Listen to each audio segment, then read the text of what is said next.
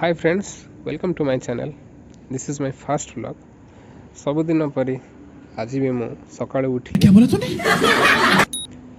उठिकी निजर रूम और बेड टिके सफा कला परे झरकार देखला बेलू दी दिन तले जो वर्षा होउथला आज भी सही वर्षा कंटिन्यू हो। भुवनेश्वर में वर्षार एक्सपीरियंस किसी अलग ही थाए।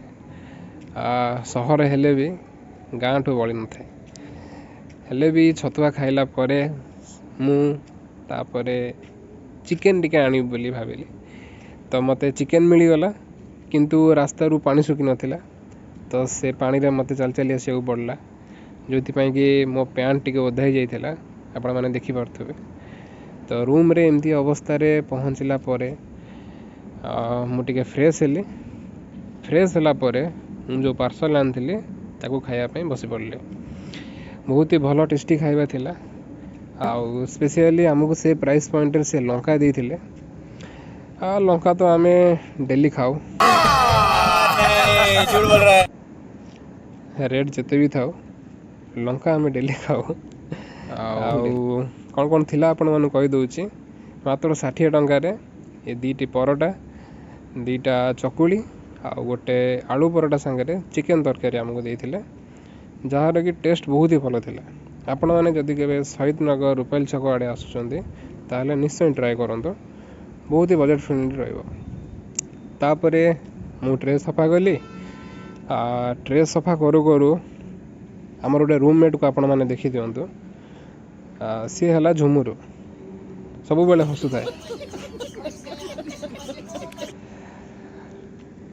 ट्रे सफा कला परे मु भाविली टाइम हो गला टिके रेस्ट नहीं जावा तो मुझे रेस्ट नहीं गली।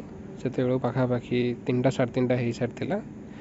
उठू उठू टाइम 6टा 20 15 20 एमती हो जाता।